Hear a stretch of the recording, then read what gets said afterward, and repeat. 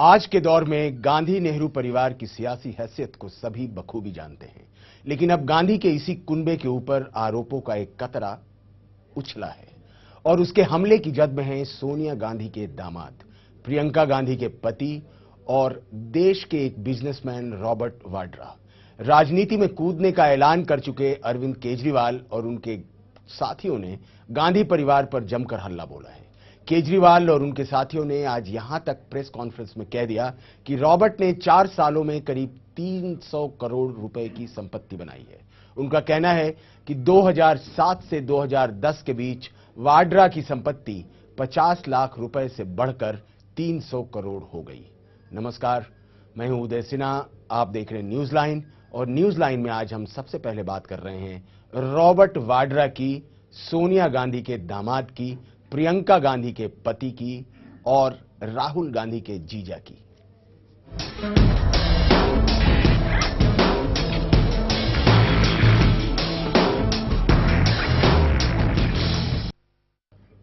आइए सबसे पहले देखते हैं कि टीम केजरीवाल ने रॉबर्ट वाड्रा पर क्या क्या आरोप लगाए और इनके आरोपों की धार कितनी तेज है। रॉबर्ट वाड्रा जी ने 2007 से 2010 के बीच में 3 सालों के अंदर केवल 50 लाख रुपए से 300 करोड़ रुपए की प्रॉपर्टीज खरीदी हैं। केवल 50 लाख रुपए से 300 करोड़ की प्रॉपर्टीज उन्होंने खरीदी हैं। उनको डीएलएफ ने 65 करोड़ रुपए का अनसिक्योर्ड इंटरेस्ट फ्री लोन दिया। क्यों दिया? डीएलएफ को इससे क्या फायदा हुआ? लेकिन और ज्यादा मजे की बात यह है कि डीएलएफ ने उनको 65 करोड़ का लोन दिया और उस 65 करोड़ से उन्होंने डीएलएफ की ही प्रॉपर्टीज खरीदी, बहुत सारी, और वो भी डीएलएफ की प्रॉपर्टीज उन्होंने डीएलएफ ने सस्ते में दे दी। राजनीति में कूदने का ऐलान कर चुके अरविंद केजरीवाल के इन आरोपों ने सियासी गलियारों का पारा अचानक गर्मा दिया। अरविंद और उनके हमले की जद में सीधे सीधे सोनिया गांधी के दामाद और प्रियंका गांधी के पति रॉबर्ट वाड्रा आते हैं।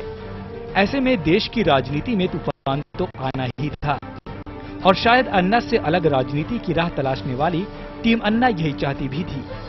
हमले की तैयारी और आरोपों की धार से इसे साफ साफ महसूस किया जा सकता था। क्या डीएलएफ इनको इतनी सारी सैकड़ों करोड़ की प्रॉपर्टियां इसलिए दे रहा है कि ये डीएलएफ को तरह तरह के फायदे पहुंचा रहे हैं, कांग्रेस सरकार के थ्रू, हरियाणा सरकार के थ्रू, दिल्ली सरकार के थ्रू, और इसकी तहकीकात कौन करेगा? इसमें क्या बहुत सारा काला धन लगाया गया है इन प्रॉपर्टियों को खरीदने में कि आपने 62 करोड़ में 300 करोड़ से ज्यादा की प्रॉपर्टी खरीद ली? तो इसमें ऑब्वियस है कुछ तो खैर डीएलएफ ने इनको दे दी कौड़ियों के दाम पर, बाकी जो प्रॉपर्टीज बीकानेर वगैरह में खरीदी हैं उसकी पूरी तहकीकात होनी चाहिए। टीम केजरीवाल का आरोप है कि रॉबर्ट वाड्रा ने महज 50 लाख रुपए में 300 करोड़ की संपत्ति हासिल की। वाड्रा ने ये संपत्ति 2007 से 2010 के बीच खरीदी। आरोप ये भी है कि वाड्रा ने मशहूर रियल एस्टेट कंपनी डीएलएफ से 65 करोड़ रुपए बिना ब्याज के हासिल किए और उन्हीं पैसों से डीएलएफ की ही संपत्ति खरीदी। हैरानी की बात यह है कि उन्हें ये संपत्ति बाजार भाव से बहुत ही कम कीमत पर हासिल भी हो गई। टीम केजरीवाल की माने तो दिल्ली और हरियाणा में भी रॉबर्ट वाड्रा ने करोड़ों रुपए की प्रॉपर्टी हासिल की है और उनकी मांग है कि जल्द से जल्द इन आरोपों की जाँच होनी चाहिए। आंखों के नीचे ये क्या चल रहा? सोनिया गांधी के दामाद हैं तो कुछ भी करेंगे। एक कंपनी से 62 करोड़ रुपया बिना सूद के, बिना सिक्योरिटी के लेके और उसी कंपनी से भी प्रॉपर्टी खरीदते हैं और कई स्टेट्स में बहुत सैकड़ों एकड़ प्रॉपर्टी खरीदते हैं जो इनकी कंपनी के खुद बैलेंस शीट्स में लिखी हुई है और सारा गवर्नमेंट के पास रिकॉर्ड मौजूद है। तो ताज्जुब की बात है, देश में हो क्या रहा है और इसकी जांच नहीं होगी, देश लूटता जाएगा। केजरीवाल और उनके सिपहसालारों के आरोपों में कितनी सच्चाई है ये तो जांच के बाद ही तय हो पाएगा। लेकिन इतना तो तय है कि सियासी रास्ते पर चलने की ठान चुके अरविंद केजरीवाल के इन आरोपों ने देश की सियासी फिजा में तूफान तो ला ही दिया है, क्योंकि आरोपों के दायरे में सीधे सीधे गांधी परिवार का कुंबा है। ऐसे में आने वाले दिनों में कांग्रेस और सरकार इससे कैसे निपटती है, इस पर सभी की निगाहें टिकी होगी। Bureau report, channel one news. तो 4 साल में 300 करोड़ की संपत्ति खरीदी रॉबर्ट वाड्रा ने। रॉबर्ट वाड्रा ने ये 50 लाख से 300 करोड़ कैसे बना लिए, ये पता नहीं। इस पर हम चर्चा करेंगे और जानने की कोशिश करेंगे कि आखिर कौन सा रास्ता है जहां 50 लाख 300 करोड़ हो जाता है। अगर हमें मौका मिले तो हम भी उसी रास्ते को अपनाएं, ताकि 300 करोड़ संपत्ति के मालिक हम भी हो जाएंगे, हिंदुस्तान का हर व्यक्ति हो जाए। ईश्वर करे ऐसा हो। लेकिन सवाल इस बात का है कि रॉबर्ट वाड्रा को अगर डीएलएफ 62 करोड़ का अनसिक्योर्ड लोन दे रही है और उस लोन पर कोई ब्याज नहीं है, तो ऐसा क्यों हो रहा है? ऐसा क्या सिर्फ इसलिए हो रहा है कि वो सोनिया गांधी के दामाद हैं? क्या इसलिए हो रहा है कि वो प्रियंका गांधी के पति हैं?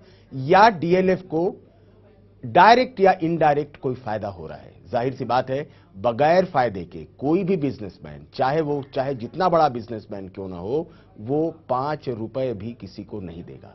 हम इस पर चर्चा करेंगे। हमारे साथ डिस्टिंग्विश्ड पैनल है। हमारे साथ बीजेपी के अरुण सिंह साहब हैं, हमारे साथ वरिष्ठ पत्रकार सुबोध मिश्रा जी हैं, ओबी पर हमारे संवाददाता नवनीत जुड़े हैं हमारे साथ, और प्रतीक हैं हमारे साथ न्यूज लाइन से। हमारे एक मित्र और आएंगे, जैसे ही आते हैं हम उनका नाम आपके सामने डिस्क्लोज करेंगे। सबसे पहले नवनीत के पास चलते हैं। नवनीत, ये जो आरोप लगाए गए हैं, ये जो अरविंद केजरीवाल ने लगाए, और उसके बाद भारतीय जनता पार्टी की इस पर क्या प्रतिक्रिया रही? आप सारा दिन भारतीय जनता पार्टी के दफ्तर में रहे और लोगों से जानने की कोशिश की। मैं दोनों चीजें जानने की कोशिश करूंगा कि कांग्रेसियों ने इसका बचाव कैसे किया और भारतीय जनता पार्टी ने क्या प्रतिक्रिया दी। नवनीत जी, देखिए, अरविंद केजरीवाल के आरोप लगाने के कुछ देर बाद ही 6:30 बजे रविशंकर प्रसाद ने अपने घर पे एक प्रेस कॉन्फ्रेंस किया, और प्रेस कॉन्फ्रेंस में उन्होंने कहा है कि जो ये आरोप लगाए जा रहे हैं बेहद गंभीर है, क्योंकि आरोप किसी आम व्यक्ति के खिलाफ नहीं है, आरोप है देश की सर्वोच्च सत्ता चलाने वाली महिला के दामाद के खिलाफ। तो इस तरह से रविशंकर प्रसाद ने जो कहा है कि किसी तरह इसकी स्पष्ट जांच होनी चाहिए, इसकी जांच के दायरे में कि आखिर 3 सालों में ऐसा कौन सा जादू चला कि जो रॉबर्ट वाड्रा है उनकी संपत्ति 50 लाख से बढ़कर 300 करोड़ रुपए हो जाती है। इसके उलट जो है मनीष तिवारी ने भी उसके बाद तुरंत थोड़ी देर बाद इसमें प्रतिक्रिया दी कि ये जो है, जो अरविंद केजरीवाल है, वो जो है बीजेपी के इशारे पे काम कर रहे हैं, वो बीजेपी की बी टीम है। उन्होंने साफ तौर पर अरविंद पर आरोप लगाया है कि वो बीजेपी की बी टीम है, और बीजेपी के इशारों पर ही वो बार बार सोनिया गांधी और सोनिया गांधी के जुड़े परिवारों के खिलाफ आरोप लगाने का प्रयास कर रही है। जी नवनीत, बीजेपी की बी टीम मान रहे हैं लोग उसको। बीजेपी की बी टीम या बीजेपी की ए टीम होना क्या बुरी बात है? नवनीत जी, देखिए, बिल्कुल मनीष ने जो आरोप लगाया है बी टीम होना, निश्चित तौर पे किसी की ए और टीम होना तो बुरी बात नहीं है, क्योंकि जो बात जो है वो है कि भ्रष्टाचार की बात जो है कि किस तरह से रॉबर्ट वाड्रा ने अपने 3 सालों के अंदर में 50 लाख से 300 करोड़ तक कैसे पहुंच जाते हैं। अरविंद ने आरोप लगाए हैं, उसमें एक महत्वपूर्ण बात यह है कि जो दिल्ली के साकेत स्थित जो होटल है, जो हिल्टन होटल है, उसमें भी रॉबर्ट वाड्रा की जो है 50% से ज्यादा उसमें हिस्सेदारी बताई गई है।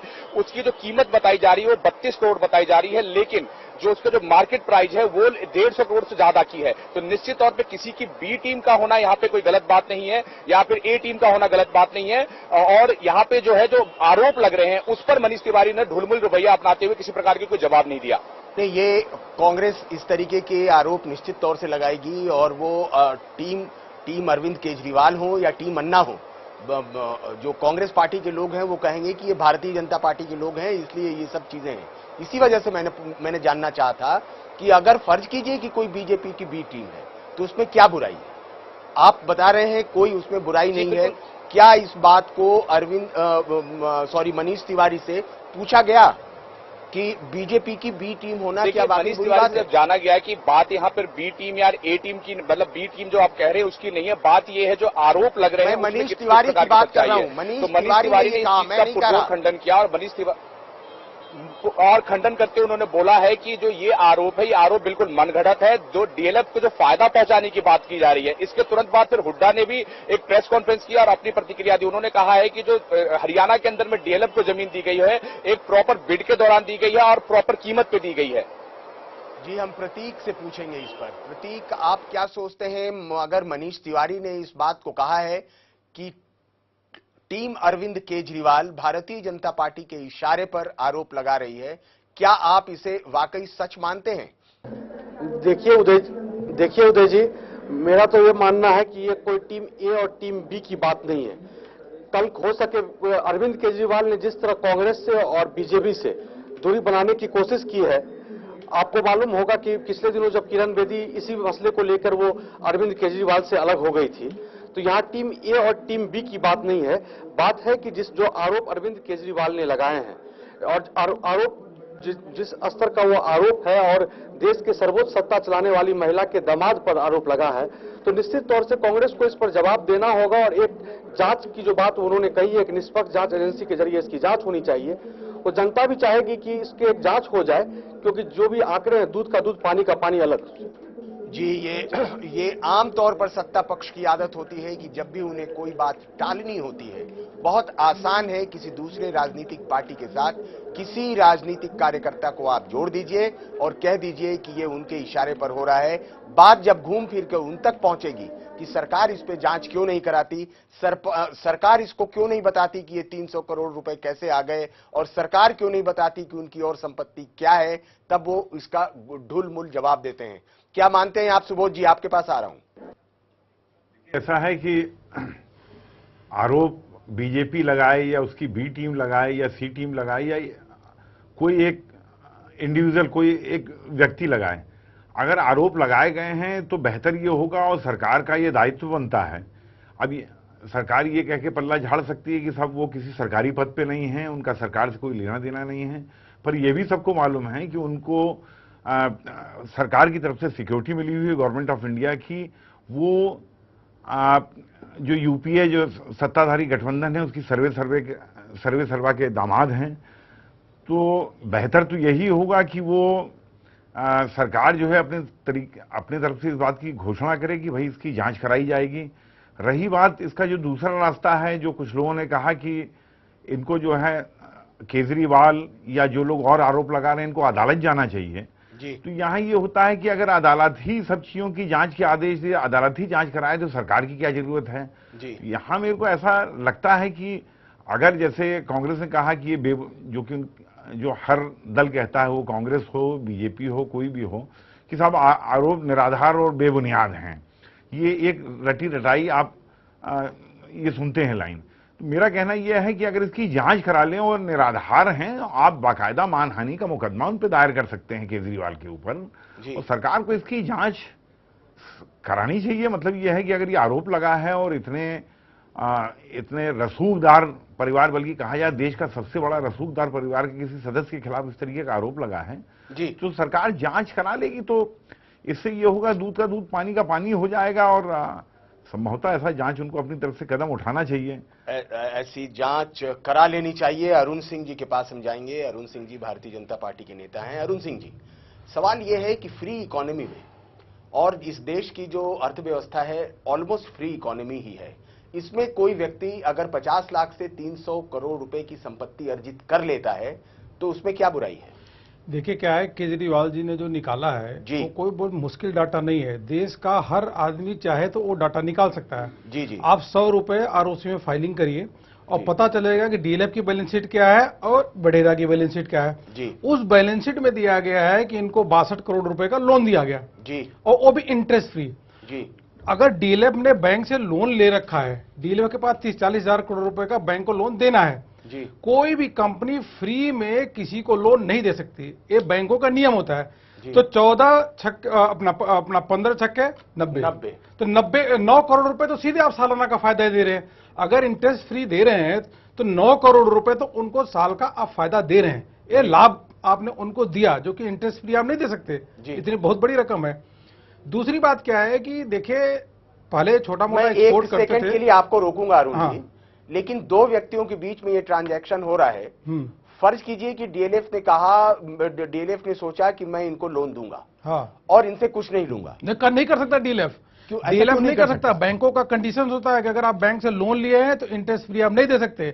बैंकों से भी पूछना चाहिए कि इसको आपने कैसे लोन दे रखा है। जी, तो नंबर एक। नंबर दो, एक कोई व्यक्ति नहीं है, यह व्यक्ति सोनिया गांधी जी के दामाद हैं, जहां सत्ता चलती है हर चीज पे इंटरफेरेंस करते हैं। दिल्ली के हर आदमी को मालूम है कि इनके इंटरेस्ट कहां कहां है। अभी तो शुरुआत हुई है, इसको आगे बढ़िए, देखें इनके कहां कहां इंटरेस्ट है। तीसरी बात, ये जब से सरकार आई घोटाला पे घोटाला, घोटाला पे घोटाला, घोटाला पे घोटाला करी चली जा रही है।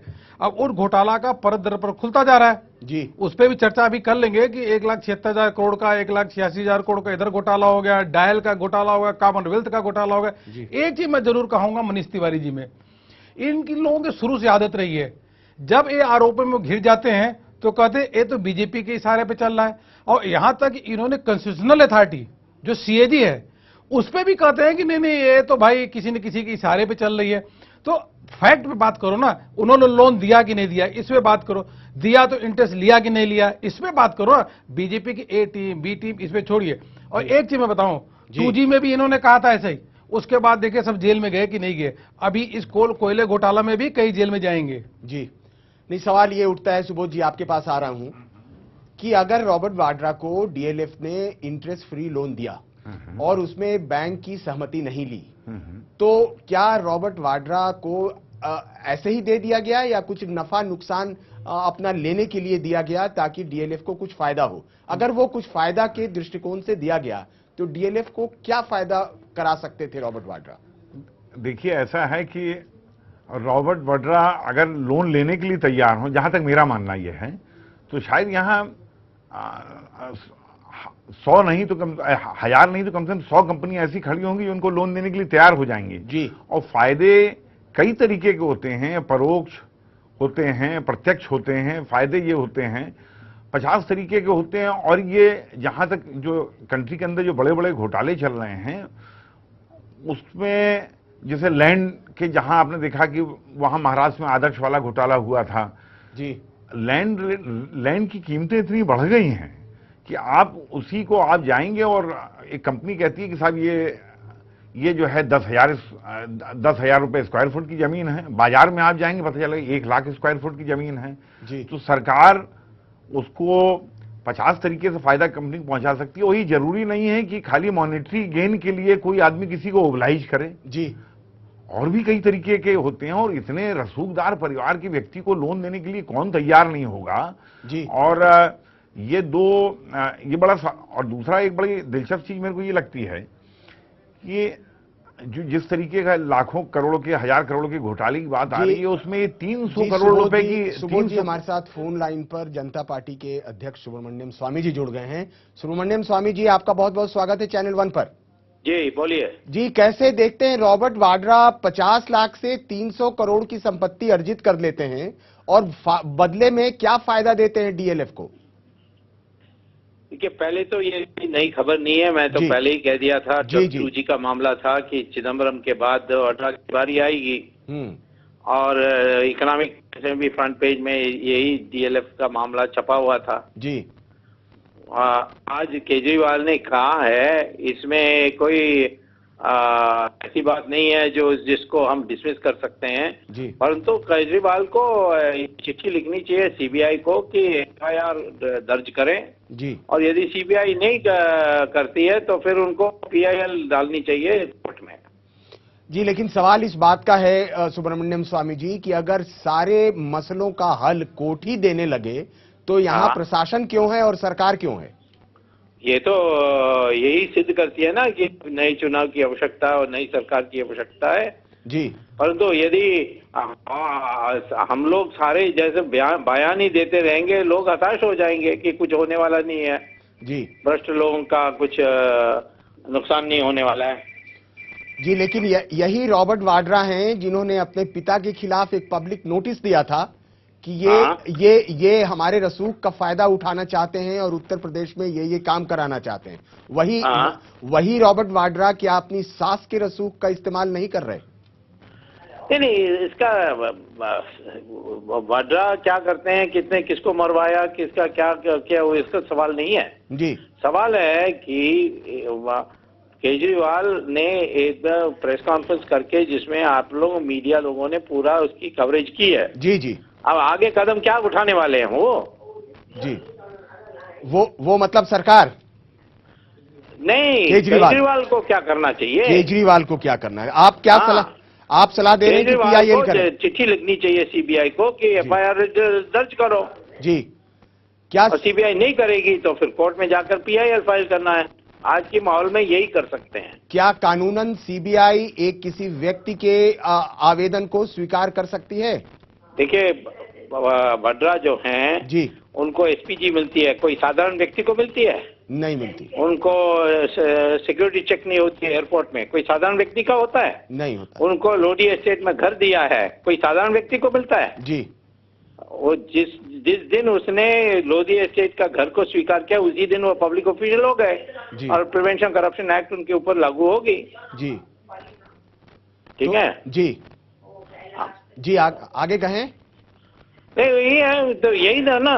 जी जी जी जी। गंभीर आरोप है, ये कोई नई बात नहीं है। ये तो मैं कह सकता हूँ कि इसमें तथ्य है जी, लेकिन इसमें कार्रवाई क्या करनी है ये बाकी है। बहुत चलिए, बहुत बहुत धन्यवाद आपका सुब्रमण्यम स्वामी जी हमारे साथ जुड़ने के लिए। और सुब्रमण्यम स्वामी जी की सलाह है अरविंद केजरीवाल को कि CBI को एक आवेदन करें, CBI को एक कंप्लेंट दायर करें। CBI अगर FIR नहीं दायर करती तो अरविंद केजरीवाल को PIL डालना चाहिए, पब्लिक इंटरेस्ट लिटिगेशन में जाना चाहिए और कोर्ट से गुहार लगानी चाहिए। क्या सोचते हैं अरुण जी आप? देखिए, इसमें 4 चीजें मैं कांग्रेस के बंधुओं से आपके माध्यम से पूछना चाहूंगा जी। DLF ने 62 करोड़ रुपए इंटरेस्ट फ्री कितने लोगों को दिया है? क्या रॉबर्ट वड्रा अकेले हैं क्या? ये बताएं, नंबर 1। नंबर 2 कि जैसा अभी सुब्रमण्यम स्वामी जी ने कहा कि ये तो पब्लिक के फिगर है, पब्लिक सर्वेंट हैं, जब इनको सारा का सारा सुविधा दिया गया जी। दूसरी बड़ी बात है कि वहां पे हरियाणा में जहां DLF के सबसे अधिक प्रोजेक्ट चल रहे हैं वहां पे कांग्रेस की सरकार है जी। तीसरी बात, देश की जनता को, सब आदमी को मालूम है कि जो बिल्डर का काम करता है, डेवलपर का काम करता है, हर कदम पे उसको परमिशन लेनी पड़ती है। तो उन्होंने परमिशन दिलाने में उनको मदद की, इसलिए उनको 7 फ्लैट 8 फ्लैट दे दिया गया उनको जी। तो स्थिति आकर के क्लियर बताएं, जब सब कुछ अकाउंटिंग में रिकॉर्ड है कि आपको इंटरेस्ट फ्री लोन दिया गया, आपने वहां फ्लैट बुक कराया और वहां पे उनकी सरकार है और आप सोनिया गांधी के दामाद हैं, आप रसूख यूज कर सकते हैं और किए हैं, तो उसको बताएं। और जहां तक केजरीवाल का है, मैं भी यही कहना चाहूँ, केजरीवाल शुड एक्ट नाउ। देखिए, ये सबको मालूम है, ये पूरे दिल्ली वालों को मालूम है, हमको तो बहुत पहले से मालूम है। इकोनॉमिक टाइम्स में चीजें आई हुई है कि रॉबर्ट वड्रा के कहां संबंध है और कहां उनके पैसे लगे हुए हैं। अभी 2-4 और आने वाली हैं, आप देखिएगा अभी। बट पॉइंट है now the Kejriwal should act in the sense he should go CBI के पास जाए, केस रजिस्टर करे, FIR लॉन्च करे, और नहीं होता तो कोर्ट जाए, उसमें क्या दिक्कत है, PIL फाइल करे। और उनके पास वकील की कमी थोड़ी है, प्रशांत भूषण जी है, शांति भूषण जी हैं, सब लोग हैं, जाके PIL फाइल करें।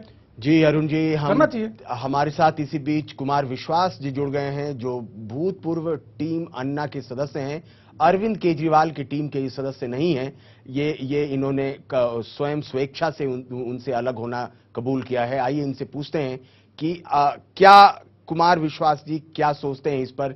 क्या कुमार विश्वास जी, अरविंद केजरीवाल को क्या CBI को कोई आवेदन करना चाहिए, कंप्लेंट दायर करना चाहिए और उस पर सुनवाई नहीं होने पर क्या पब्लिक इंटरेस्ट लिटिगेशन में जाना चाहिए? कुमार विश्वास जी। सामान्य मासूम सवाल ये है कि अगर अरविंद केजरीवाल या कोई भी व्यक्ति CBI को इस केस की मांग करता है तो क्या CBI जांच करेगी? जी, यही क्या बात। सुशील कुमार शिंदे जो सूर्य नमस्कार 3 की मुद्रा में श्रीमती सोनिया गांधी के सामने खड़े रहते हैं, प्रियंका गांधी और राहुल गांधी के सामने खड़े होते हैं, वो अपने अंदर में आने वाली CBI को कहेंगे कि आप इनकी जांच करें?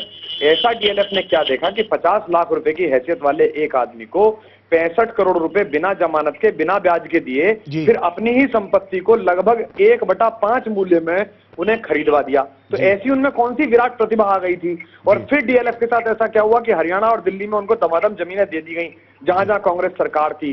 तो ये पब्लिक डोमेन में सवाल है।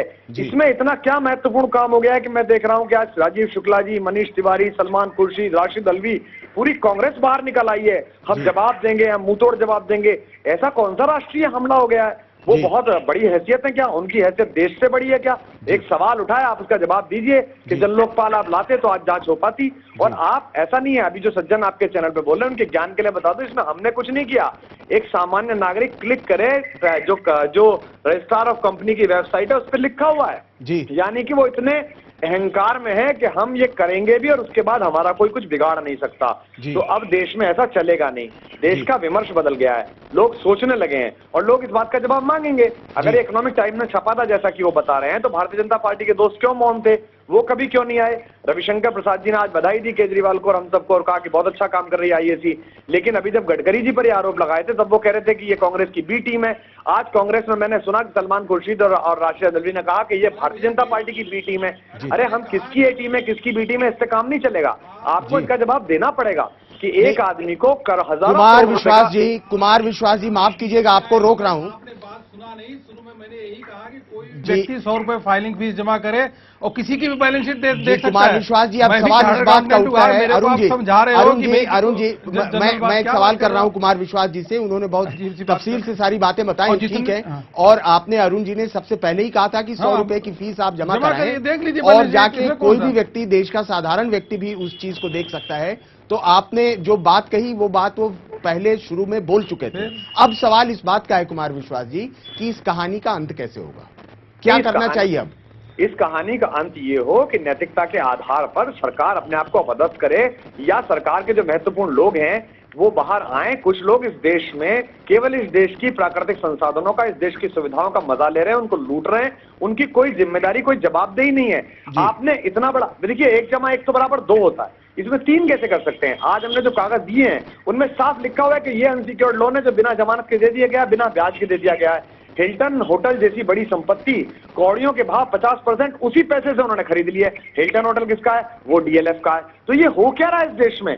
ये चल क्या रहा है? अगर इस पर सवाल उठाइए तो आप कहेंगे कि ये भाजपा की बी टीम है, आप कहेंगे संघ का आदमी है। गडकरी जी पे सवाल उठाइए तो वो कहेंगे नहीं, ये तो कांग्रेस की वोट काटने के लिए आए हैं, कांग्रेस के साथ एंटी इनकम्बेंसी की वोट काटने के लिए। तो इन बातों से अब काम चलेगा नहीं, काम करके दिखाना पड़ेगा या जाना पड़ेगा। 2 ही बातें हैं, या तो सरकारों से हटना पड़ेगा, ये देश जाग चुका है, या अगले चुनाव में लगातार जब जब चुनाव होंगे ऐसे लोगों को बाहर लाएगा, या राजनीतिक जो पार्टियां हैं, चाहे वो कांग्रेस हो चाहे भाजपा हो, सब हो, उनको एक दूसरे के साथ मिलकर बैठ के इन बातों को बाहर निकालना पड़ेगा अपने अंदर से। इस राजनीतिक शुचिता की प्रक्रिया को प्रारंभ करना पड़ेगा। जी, राजनीतिक शुचिता की प्रक्रिया को आरंभ करना पड़ेगा। कुमार विश्वास जी, आपका बहुत बहुत धन्यवाद, आप हमारे साथ जुड़े और आपने बहुत महत्वपूर्ण जानकारियां दी। अरुण जी, आप कुछ कहना चाह रहे हैं? मैं ये कह रहा था कि ये लोग एक डॉक्यूमेंट दिखाएंगे और कहेंगे बहुत बड़ी चीज होगी। मैं बताऊं, मायावती सरकार के खिलाफ भ्रष्टाचार उजागर समिति बनी थी, उसका मैं एक मेंबर था।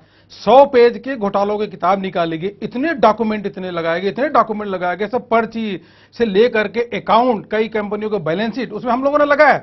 तो इनका एक कहना कि भाजपा वाले तो कुछ करते नहीं है। अगर किसी दिन इनको मैं इनके ऑफिस में मैंने भेजा था, मायावती के खिलाफ 100 घोटाले, हम इनके दफ्तर पे गए, भैया कि आप भी इसमें कुछ अगर मुद्दा उठाना चाहे तो उठा दिए। बहुत बढ़िया इन्होंने मुद्दा उठाया, उसको उठाना चाहिए, जितना मीडिया के माध्यम से हाईलाइट उसको हाईलाइट करना चाहिए, क्योंकि इसमें बहुत बड़ा पैसा इन्वॉल्व है और गरीब जनता का पैसा इन्वॉल्वमेंट है। और यह इसलिए भी जरूरी हो जाता है कि जब 1,76,000 करोड़ का घोटाला हो गया 2G का, फिर इसके बाद 1,86,000 करोड़ रुपए कोयला घोटाला हो गया, बीच में 70,000 करोड़ रुपए कॉमनवेल्थ का घोटाला हो गया, इसके अलावा डायल घोटाला हो गया। आज 5-5.5 लाख करोड़ रुपए का घोटाला की वजह से देश की आर्थिक स्थिति बदहाल है और हम कंगाली पे खड़े हुए हैं। आज यह देश बिकने के कगार पे है, इसी स्थिति पे ले आके इन्होंने रख दिया है।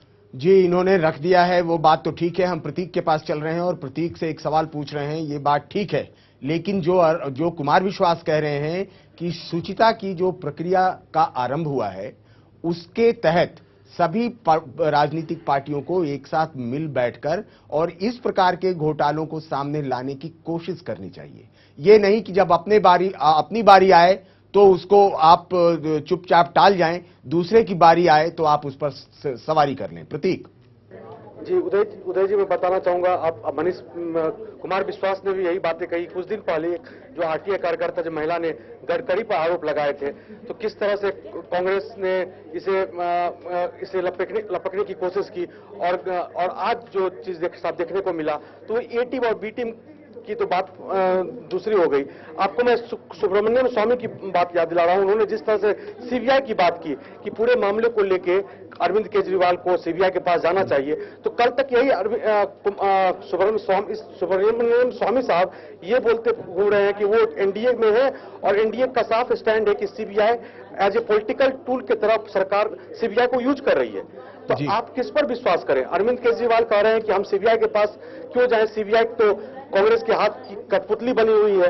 तो केजरीवाल एक निष्पक्ष जांच की मांग कर रहे हैं और इस पूरे मामले की। और कांग्रेस को आपको बताऊं कि इससे पहले भी 15 मंत्रियों के खिलाफ जब जांच की बात सामने आई थी, जिसके लिए जंतर मंतर पर धरना हुआ था, उस टाइम में अन्ना हजारे भी जंतर मंतर पर मौजूद थे। उस वक्त भी 15 मंत्रियों के खिलाफ जांच के लिए एक एसआईटी की मांग की गई थी। और आज भी अरविंद केजरीवाल इस पूरे मामले पर इसी मुद्दे को लेकर कह रहे हैं कि एक निष्पक्ष जांच होनी चाहिए, ना सीबीआई हो ना इनकम टैक्स हो। ये कोई भी इस तरह के मामलों की जांच नहीं कर सकता जब ये मामला इतना हाई प्रोफाइल हो, जो इतने रसूखदार वाले लोग इसमें शामिल हो। जी, सवाल इसी बात का है। सुबोध मिश्रा जी, क्या निष्पक्ष जांच संभव है? देखिए, यहाँ ये कहना है कि जांच जो है सीबीआई नहीं कर सकती या इनकम टैक्स डिपार्टमेंट नहीं कर सकता। देखिए, ऐसा है कि अगर अदालत जाएंगे तो वो भी इन्हीं संस्थाओं को निर्देश देगी जी कि वो इसकी जांच करें। तो जांच तो घूम फिर के जो है इन्हीं संस्थाओं को करनी है। पर मेरा यहां दूसरा कहना यह है कि जांच कब होगी, कब शुरू होगी, सरकार एग्री करती है कि नहीं करती है, कोर्ट के निर्देश आते हैं कि नहीं आते हैं, पर ये एक तरीके से ट्रायल हो ही गया। आज इस तरीके से पूरे मीडिया में जो आरोप लगे, जो हुए, बेहतर होगा कांग्रेस जो है, क्योंकि कब तक साबित होगा, नहीं होगा, क्या होगा। आपने देखे मामले जो हैं, सुखराम का कब मामला कब पकड़ा गया था और कितने साल बाद उसमें कार्रवाई हुई, सजा हुई।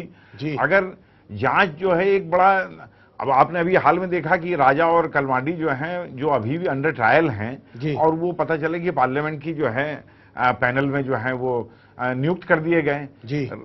तो बेहतर ये होगा कि सरकार अपनी तरफ से अगर घोषणा करती है जांच की, तो उनके पास ये है कि भाई नहीं, कोई भी इससे बड़ा नहीं है। और अगर इस परिवार के ऊपर और हमारे मुखिया के ऊपर इस तरीके से आरोप लगे हैं, हमारे सत्ताधारी गठबंधन के मुखिया, तो कांग्रेस इसमें एक पहल कर सकती है और ये एक बेहतर पहल होगी। पर ऐसा प्रतीत नहीं होता है, क्योंकि जिस तरीके के घोटाले चल रहे हैं, पहले तो मेरे को ये बड़ा हैरानी है कि 200-300 करोड़ का है, 200-300 करोड़ रुपए का घोटाला अपने आप में बड़ा वो लगता है। पर यह है कि जहां हजारों लाखों करोड़ के घोटाले हो रहे हैं। दूसरी बात यह है कि ये कहें कि बीजेपी या कांग्रेस, इस पर हम लौट कर आएंगे सुबोध जी आपके पास, और ये जानने की कोशिश करेंगे कि रॉबर्ट वाड्रा की शख्सियत, सोनिया गांधी के दामाद की शख्सियत, प्रियंका गांधी के पति की शख्सियत में क्या ये सूट करता है कि सिर्फ 300 करोड़ की संपत्ति हो। इस पे हम बाद में बात करेंगे, लेकिन हम चलते हैं नवनीत के पास। नवनीत, भारतीय जनता पार्टी की क्या योजना है इस पर? क्या वो इसको लेके कोई मुहिम चलाने की कोशिश कर रही है भारतीय जनता पार्टी?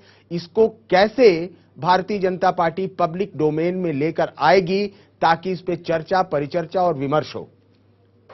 नवनीत जी बिल्कुल, जब रविशंकर प्रसाद से यही सवाल किया गया कि आप लोग इस पे क्या करने वाले हैं, तो उन्होंने साफ तौर पे कहा कि भारतीय जनता पार्टी हर संभव, अगर जरूरत पड़ेगी तो इसके लिए सड़क पर भी उतरेंगे, और जो शीतकालीन सत्र आने वाला है उसमें भी अगर जरूरत पड़ी तो वो संसद के अंदर में इस बात को उठाएंगे कि जो अगर रॉबर्ट वाड्रा को जो फायदा पहुंचाया जा रहा है, रॉबर्ट वाड्रा को जो डीएलएफ ने जो ये जो बिना ब्याज के लोन दिया है, इन सब ये जो सारे जो आरोप लग रहे हैं उसकी निष्पक्ष जांच हो, इसकी मांग वो संसद में रखेंगे। जी नवनीत, ये बात अगर ऐसी हो रही है, ये बहुत ही निर्गुण सा जवाब है। मुझे लगता है कि इसमें कुछ सगुण पक्ष होना चाहिए। अगर ये है कि जरूरत पड़ी तो हम सड़क पे उतरेंगे, जरूरत पड़ी तो हम ये करेंगे। अरुण जी से पूछना चाहेंगे हम। अरुण जी, इस पे भारतीय जनता पार्टी की क्या योजना होनी चाहिए और क्यों नहीं सामने आ रही भारतीय जनता पार्टी?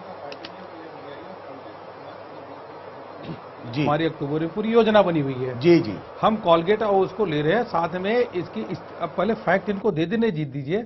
देखिए, कांग्रेस के मित्रों से ये मैं कहना चाहूंगा, ये न बताया कि भारतीय जनता पार्टी ने एक किया, हमने भी एक किया। वो एक गलत काम को दूसरे गलत काम से जस्टिफाई नहीं कर सकते जी। आप एक फैक्ट आई है, ये फैक्ट बता दीजिए, कितना करोड़ रुपए इंटरेस्ट फ्री दिया कि नहीं दिया, उसको फ्लैट को भी कम रेट में बाई बैक किया कि नहीं किया, ये सिंपल सी चीज है, उसको बता दें।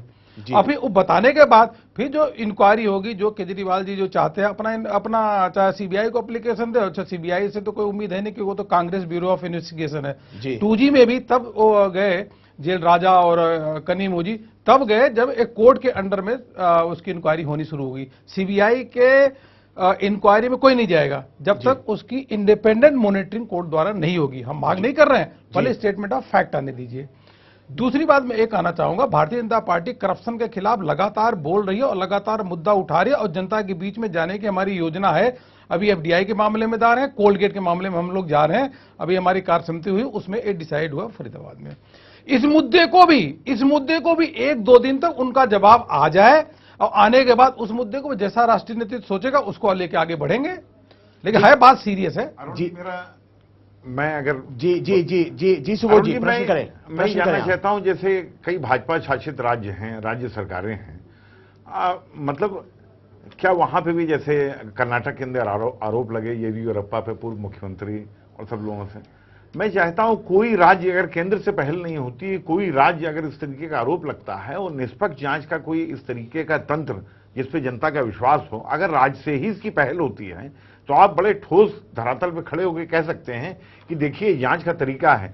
देखिए, जिस तरीके से जांच किसी की भी सरकार हो, ये कांग्रेस की सरकार हो, बीजेपी की हो, लेफ्ट की हो, राइट की हो, किसी की सरकार हो, देश की जनता ही चाहती है कि कुछ ऐसा हो, क्योंकि वो ये देख रही है कि पूरी दुनिया भर में, अभी आपने चाइना में देखा कि एक इतना बड़ा कम्युनिस्ट पार्टी का ऑफिशियल, वहां का सरकारी इतना बड़ा ऑफिशियल है, वो कितनी स्पीडी ट्रायल होते हैं।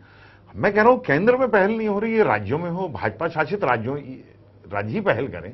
मतलब आपको खाली आरोप, वो आप पे आरोप लगाएं, वो आप उन पे आरोप लगाएं, माने जांच की कोई मिसाल कायम करनी चाहिए, करना जो है जरूरी है, जिससे आप रास्ता दिखा सकें। आप बताइए, मैं आपको एक चीज बता दूं जी। अभी जितने भी जैसे घोटाला हो रहा है, अब आप एजेंसीज किसके हाथ में है? इनकम टैक्स किसके हाथ में? सेंट्रल गवर्नमेंट के हाथ में। रजिस्ट्रार ऑफ कंपनी किसके हाथ में? सेंट्रल गवर्नमेंट के हाथ में। सीबीआई किसके हाथ में है? सेंट्रल गवर्नमेंट के हाथ में। डायरेक्टर ऑफ इन्फोर्समेंट किसके हाथ में? ईडी, जिसे वो किसके हाथ? सेंट्रल गवर्नमेंट के हाथ में। तो इंक्वायरी कौन करेगा? सेंट्रल गवर्नमेंट के अधीन आती। नंबर 1।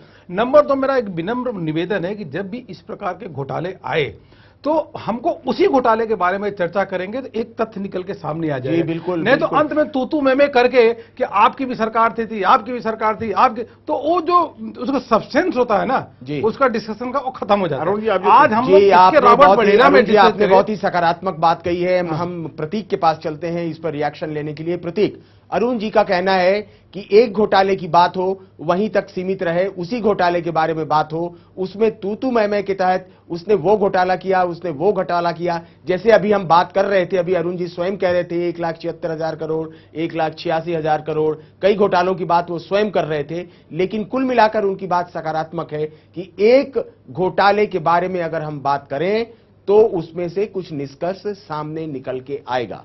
सवाल इसका है प्रतीक कि इस रॉबर्ट वाड्रा वाले, हम थोड़े से विषयांतर कर गए थे, रॉबर्ट वाड्रे वाले मामले पर अंत में कहानी कहां जाए, क्या हो?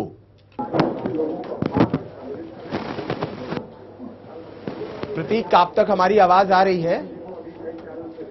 प्रतीक, आप तक आवाज आ रही है क्या?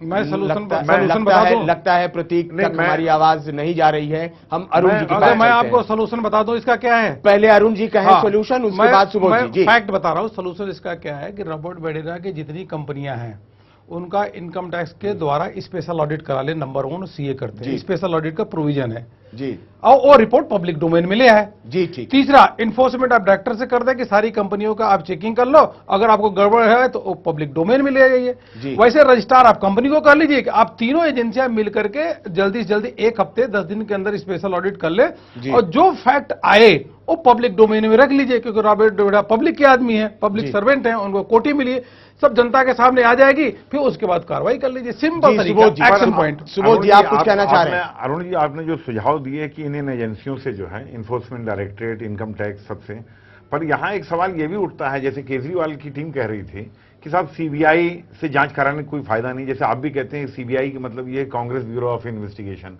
अब सवाल ये उठता है कि ये जांच अगर इन्हीं से करवाएंगे और अगर जांच में कुछ पाया जाता है, कुछ नहीं पाया जाता है, तो आप मेरी एक बात सुनिए, उस पर यह संदेह व्यक्त किया जाएगा कि इनको बरी कर दिया गया। मैं ये कह रहा हूं, क्या जो भ्रष्टाचार का इस तरीके का पूरे देश में माहौल है, तो एक कोई सभी राजनीतिक दल, मतलब यह है कि इस पे जांच होनी चाहिए और सच जांच होनी चाहिए। क्या मोडालिटीज हो कुछ ऐसा एक चर्चा करनी है। हमारे साथ समय की तंगी है अरुण जी, हम आज के दूसरी बड़ी खबर पर जाना चाहते हैं, समय की तंगी है। इसी बीच में हमारी कमर्शियल मजबूरी है, एक कमर्शियल ब्रेक लेना होगा, हम एक ब्रेक लेते हैं, ब्रेक से वापस लौटते हैं, दूसरी खबर की ओर चलते हैं, लेते हैं एक छोटा सा ब्रेक, कहीं मत जाइएगा।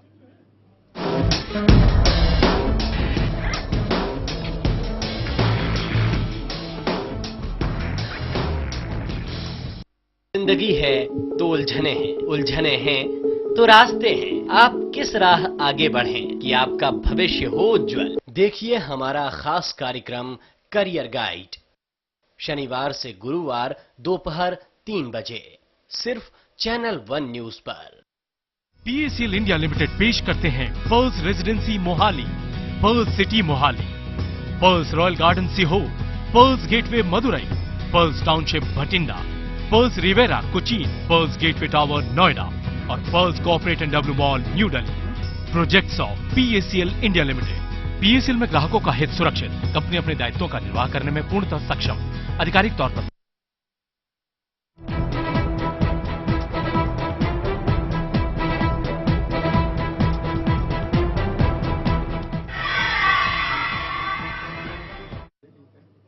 ब्रेक के बाद आप सबका एक बार फिर से स्वागत है हमारे खास कार्यक्रम न्यूज लाइन में। आज की दूसरी बड़ी खबर है, बिहार में बीजेपी और जेडीयू गठबंधन में दरारें नजर आने लगी हैं। बीजेपी ने फैसला किया है कि नीतीश कुमार से दोस्ती निभाने के लिए वो अब और लचीला रुख नहीं अपनाएगी। पार्टी के प्रदेश अध्यक्ष सीपी ठाकुर ने कहा कि पटना की हुंकार रैली में गुजरात के मुख्यमंत्री नरेंद्र मोदी को भी बुलाया जाएगा। ऐसा लगता है कि नीतीश कुमार लगातार मोदी का विरोध करते रहे हैं। पिछली बार बिहार विधानसभा चुनाव के दौरान उन्होंने मोदी को राज्य में नहीं आने दिया था। इसके बाद पिछले दिनों वह कई मौकों पर कह चुके हैं कि एनडीए की ओर से उन्हें सेकुलर शख्स ही प्रधानमंत्री के रूप में स्वीकार होगा। बीजेपी और जेडीयू भले ही एनडीए के बैनर तले एक दूसरे का हाथ थामती हो, लेकिन गुजरात के मुख्यमंत्री नरेंद्र मोदी का नाम आते ही दोनों पार्टियों के सुर अलग हो जाते हैं। दोनों पार्टियों की तनातनी इस मसले पर फिर बढ़ गई है। बीजेपी के अध्यक्ष सीपी ठाकुर ने ये कहकर इस चिंगारी को भड़का दिया है कि पटना की हुंकार रैली में गुजरात के सीएम नरेंद्र मोदी को भी बुलाया जाएगा। तो हम लोग सबको देंगे, ये तो बीजेपी की रैली होगी, तो जितने बीजेपी के बड़े बड़े नेता हमारे हैं, माननीय अडवाणी जी हैं, सुषमा जी हैं, अरुण जेटली जी हैं, हमारे अध्यक्ष हैं और पूर्व अध्यक्ष लोग हैं, राजनाथ सिंह हैं, जितने चीफ मिनिस्टर हैं सभी को दिया जाता है, तो रूटीन है, उसमें नरेंद्र मोदी भी हैं। गौरतलब है कि अगले साल के मार्च में ये रैली होनी है और पिछली बार बिहार विधानसभा चुनाव के दौरान नीतीश कुमार ने मोदी को गुजरात में प्रचार के लिए नहीं आने दिया था और इसके बाद भी वो कई मौकों पर कह चुके हैं कि एनडीए की ओर से उन्हें कोई सेकुलर शख्स ही पीएम उम्मीदवार के तौर पर मंजूर होगा। इस बयान में उनका इशारा सीधे मोदी पर ही था। तो हम लोग सबको देंगे,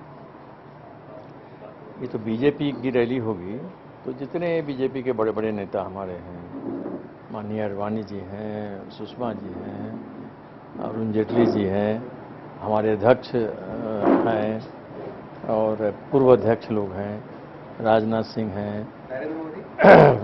जितने चीफ मिनिस्टर हैं सभी को दिया जाता है, तो रूटीन है, उसमें नरेंद्र मोदी भी हैं। इन तमाम बातों से समझा जा सकता है कि नीतीश और मोदी के बीच ये तकरार एक बार फिर से जाहिर हो सकती है। हालांकि जेडीयू अध्यक्ष शरद यादव ने कहा है कि ये बीजेपी का अंदरूनी मामला है, किसे बुलाना है और किसे नहीं ये उसे ही तय करना है। पिछले दिनों ही सूरजकुंड में राष्ट्रीय कार्यकारिणी की बैठक में बिहार बीजेपी से जुड़े कुछ नेताओं ने राष्ट्रीय नेतृत्व को नीतीश कुमार को लेकर अपनी परेशानी बयां की थी। इसके करीब एक हफ्ते बाद सीपी ठाकुर ने फ्रंट फुट पर आते हुए नीतीश को उकसाने वाला बयान दिया। उन्होंने साफ किया कि अगले साल होने वाली हुंकार रैली में पार्टी शासित सभी राज्यों के मुख्यमंत्रियों को न्योता भेजा जाएगा और मोदी इसमें अपवाद नहीं है। बहरहाल सीपी ठाकुर अपनी बात कह चुके हैं। अब देखना ये है कि इस पूरे मसले पर नीतीश कुमार क्या कहते हैं, क्योंकि मसला मोदी है जो अपने आप में बीजेपी के लिए एक बड़ा मुद्दा है। Bureau report, channel 1 news. तो मोदी को भी बुलाया जाएगा और निश्चित तौर पे मोदी को अगर बिहार की भारतीय जनता पार्टी बुला रही है तो मोदी जाएंगे भी, और जाएं भी क्यों नहीं। अगर नीतीश कुमार गुजरात जाएंगे तो मोदी के बिहार आने पर क्या परेशानी है, या किसी को भी क्या परेशानी हो सकती है, क्या नीतीश कुमार को इस पर विरोध करना चाहिए। इन तमाम मुद्दों पर हम बहस करेंगे। हमारे साथ डिस्टिंग्विश्ड पैनल भी है, लेकिन हम बहस की शुरुआत करते हैं अपने संवाददाता कौशल से, जो कि बाहर ओबी पर हैं। कौशल, आज आपने काफी चर्चा की, काफी लोगों से बातचीत की, और ये क्या बयान है एक्चुअली, क्योंकि इसको भी लेकर कुछ परेशानी है। कुछ लोगों का कहना है कि सीपी ठाकुर ये बयान नहीं दे सकते, या सीपी ठाकुर ने कुछ ऐसे ही कह दिया होगा कि मोदी को बुलाया जाएगा, लेकिन संभव है कि राष्ट्रीय नेतृत्व मोदी को नहीं बुलाए। इसके साथ दूसरी बात यह है कि यह भी सुनने में आया कि सीपी ठाकुर ने कहा कि हम अगले लोकसभा चुनाव में बिहार में 40 क्षेत्रों से हम अपने ही उम्मीदवार को खड़ा करेंगे, यानी जनता दल यूनाइटेड के लोग नहीं होंगे। क्या सच्चाई है, आप इस पर रोशनी डालें।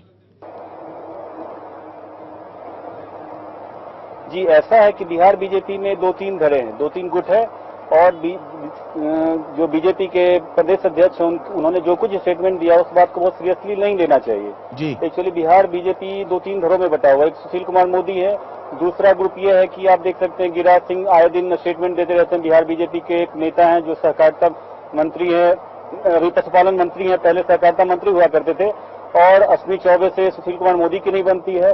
तो ये भीतर का जो अंतरकलह है बीजेपी का, उसमें एक दूसरे को पॉइंट प्रूव करने के लिए आए दिन इस तरह के स्टेटमेंट आते रहते हैं। लेकिन मुझे नहीं लगता है कि जदयू के बिना बीजेपी वहां पे ऐसा कुछ सोच सकती है कि सत्ता में उनकी वापसी हो या लोकसभा में वो अच्छा प्रदर्शन करें।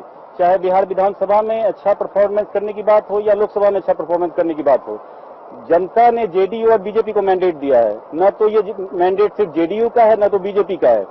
अगर दोनों साथ मिलकर न लड़े तो मुझे नहीं लगता है कि बीजेपी अपने बूते 40 सीट लड़ सकती है और अच्छा परफॉर्म कर सकती है। रही बात जदयू की, अगर बीजेपी के साथ उनका अलायंस ना हो तो मुझे नहीं लगता है कि जेडीयू अच्छा परफॉर्म कर पाएंगे। तो मेरा ये मानना है कि जो कुछ भी स्टेटमेंट सीपी ठाकुर ने दिया है इसे बहुत सीरियसली नहीं लेना चाहिए। ये एक बस पोस्टरिंग है, वो उनके भी अपने वोटिंग क्लास हैं, वो ये दिखाना चाहते हैं कि जदयू के बी टीम नहीं है, इस पर्पज से उन्होंने ऐसा कुछ बोला है। लेकिन मुझे ऐसा लगता है कि बिहार बीजेपी में जो धड़े हैं, जो अंतरकलह है उनका, इस कारण से ऐसा स्टेटमेंट दिया जा रहा है, और ऐसी किसी भी सोच की कोई गुंजाइश नहीं है जहां पे जी कौशल, ये हो सकता है कि दबाव की राजनीति के तहत सीपी ठाकुर ने ये बयान दे दिया हो, लेकिन जो मोदी को बुलाने की बात कही है, मोदी को भी अगर निमंत्रण जाएगा बिहार आने के लिए, हुंकार रैली में संबोधित करने के लिए, नीतीश कुमार की क्या प्रतिक्रिया होगी इस पर? जी देखिए, सबसे पहली बात तो जो मोदी को उन्होंने बुलाने के लिए जो एक इनविटेशन दिया है, मुझे नहीं लगता है कि मोदी को वहां पे बुलाए जाने की जरूरत है। ये भी एक वही प्रयास है, उसको आप इस चीज से जोड़ सकते हैं। जो घटनाक्रम है कि जब कि नीतीश कुमार ऐसे कई बयान देते रहते गुजरात सीएम के खिलाफ, तो ऐसा है कि अगर एक्चुअली नीतीश कुमार का ये मानना है कि अगर गुजरात सीएम वहां आएंगे तो मुसलमानों का जो एक मोबिलाइजेशन है, जो एक उनका पोलराइजेशन है जदयू के लिए, जो वो वोट करते हैं तो आरजेडी की तरफ शिफ्ट हो जाएगा। तो उनकी ये पॉलिटिक्स है। बीजेपी का ये सोचना है कि हम जदयू के बी टीम के तौर पे अपनी पहचान बिहार में नहीं बना सकते, हमेशा नीतीश कुमार हमें डिक्टेट नहीं कर सकते। तो इस पर्पज से वो ऐसा बोल रहे हैं कि मोदी को बुलाया जा सकता है, लेकिन उन्हें भी पता है अगर मोदी वहां पे आए और उन्होंने कैंपेन किया तो जदयू और बीजेपी दोनों को नुकसान होगा। तो इस तरह से जो बात हो रही है ये एक मियरली एक पोस्चरिंग है, जो बीजेपी भी कर रही है, जदयू भी कर रही है। बीजेपी को पता है कि अगर मोदी वहां आएंगे तो पहले तो मोदी का वहां पे कुछ ऐसा है नहीं, उनका मैंडेट है नहीं, मोदी से कोई फर्क नहीं पड़ने वाला है। उल्टा ये दुष्परिणाम उनके लिए जरूर होगा कि जो मुस्लिम वोट है वो पोलराइज हो जाएगा कहीं ना कहीं आरजेडी के लिए, कांग्रेस के लिए, एलजेपी के लिए। तो बीजेपी को भी ये पता है, बस उनका ये एक मैसेज है, बीजेपी बस ये पोस्टिंग करना चाहती है कि वो जदयू की बी टीम नहीं है और नीतीश कुमार ने बार बार डिक्टेट नहीं कर सकते। हम आपकी बात समझ गए कौशल, आपने बिल्कुल सही कहा। जदयू एक पोस्चरिंग करना चाह रही है कि वो जदयू की बी टीम नहीं है, लेकिन जो महत्वपूर्ण प्रश्न है वो यही है कि अगर नरेंद्र मोदी को बिहार बुलाया जाए तो इस पर कैसे रिएक्ट करेंगे नीतीश कुमार जी। हम चलते हैं अपने इनके पास न्यूज रूम में चलते हैं और वहां से बात करते हैं प्रशांत से कि वो क्या सोचते हैं इस चीज को। क्या प्रतीक आप तक आवाज आ रही है? जी प्रतीक, आप क्या सोचते हैं? प्रतीक, क्या नरेंद्र मोदी को बिहार बुलाया जाना, आप बिहार मामलों के जानकार हैं, नरेंद्र मोदी के बिहार आने से जदयू भारतीय जनता पार्टी के गठबंधन पर क्या फर्क पड़ेगा?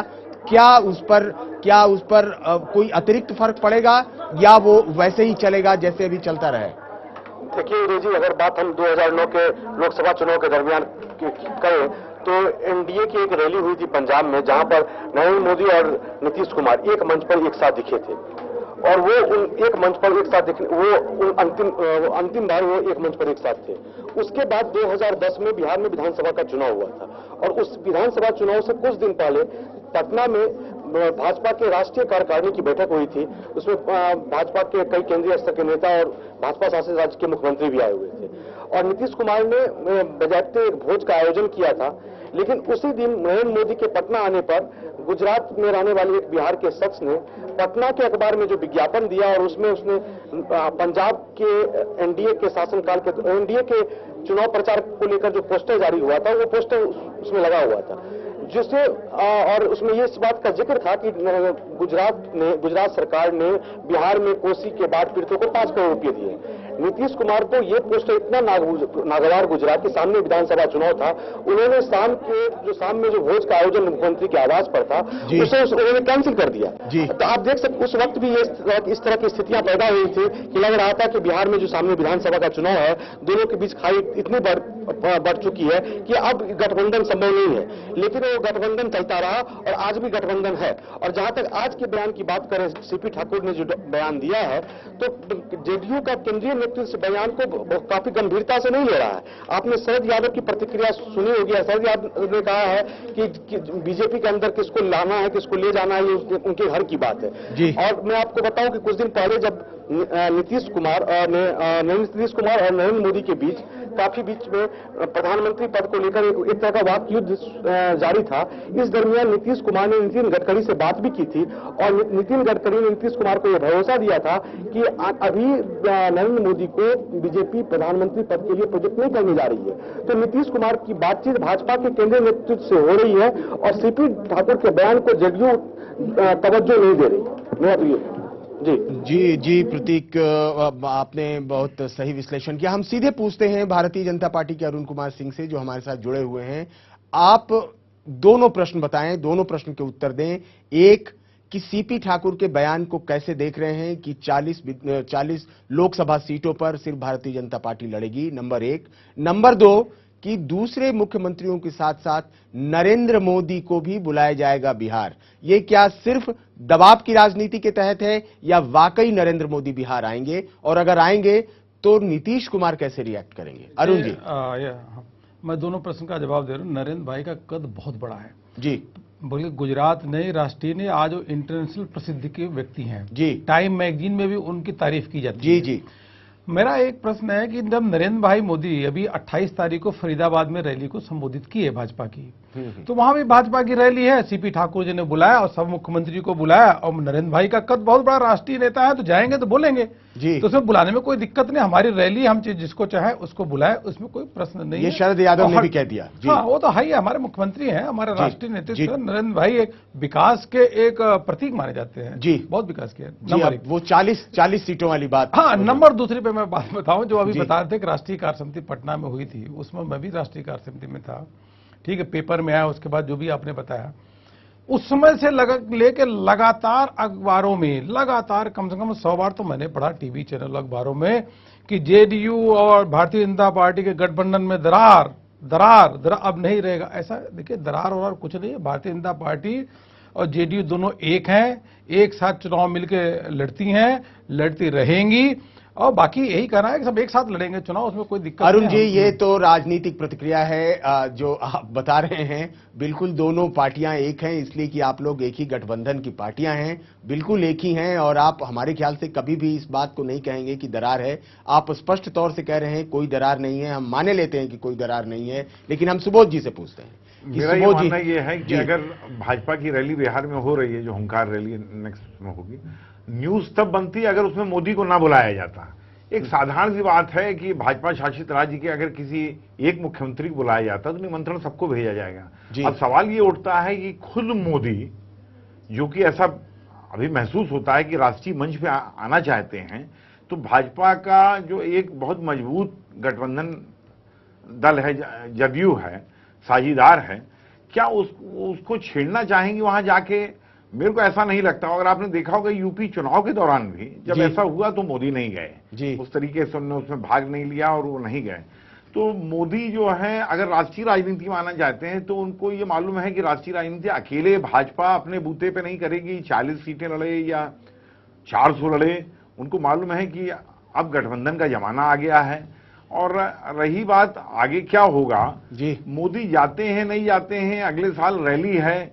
और दूसरा यह है, जहां नीतीश की बात है, नीतीश भी इतने मैच्योर हैं कि हर एक खबर पे इस तरीके से रिएक्ट करेंगे, ऐसा मेरे को नहीं लगता है।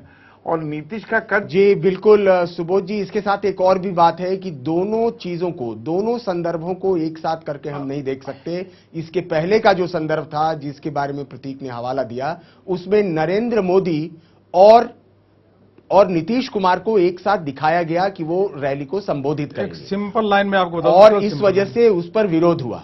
लेकिन ये सिर्फ भारतीय जनता पार्टी का फंक्शन है, सिर्फ भारतीय जनता पार्टी की रैली है, और भारतीय जनता पार्टी इसके बारे में कतई वो स्वतंत्र है कि वो अपने नेता को बुलाए या न बुलाए। मेरा यही वक्त हो चला है विदा लेने का। हम लोग घड़ी के अनुसार ही यहाँ पर बैठते हैं। घड़ी अब 9 तुरंत बजाने वाली है, 9 बजे हम कार्यक्रम को वाइंड अप करने वाले हैं। तो फिलहाल न्यूज लाइन में इतना ही, लेकिन जाने से पहले हम आपको छोड़े जा रहे हैं एक कविता के साथ, जो आज के सियासी हालात पर तल्ख टिप्पणी करती है। इसे लिखा है कुंवर बेचैन ने। फिलहाल मुझे दीजिए इजाजत, हमारे तमाम अतिथियों को दीजिए इजाजत, लेकिन देश दुनिया की तमाम दूसरी खबरें जानने के लिए आप बने रहिए चैनल 1 न्यूज के साथ। धन्यवाद। अब आप के लिबास को ज्यादा ना दाबिए, सुलगी हुई कपास को ज्यादा ना दाबिए, चुभकर कहीं बना ही ना दे घाव पांव में, पैरों तले की घास को ज्यादा ना दाबिए। मुमकिन है खून आपके दामन पे जा लगे, जख्मों के आसपास यूं ज्यादा ना दाबिए, पीने लगे ना खून भी आंसू के साथ साथ, यूं आदमी की प्यास को ज्यादा ना दाबिए।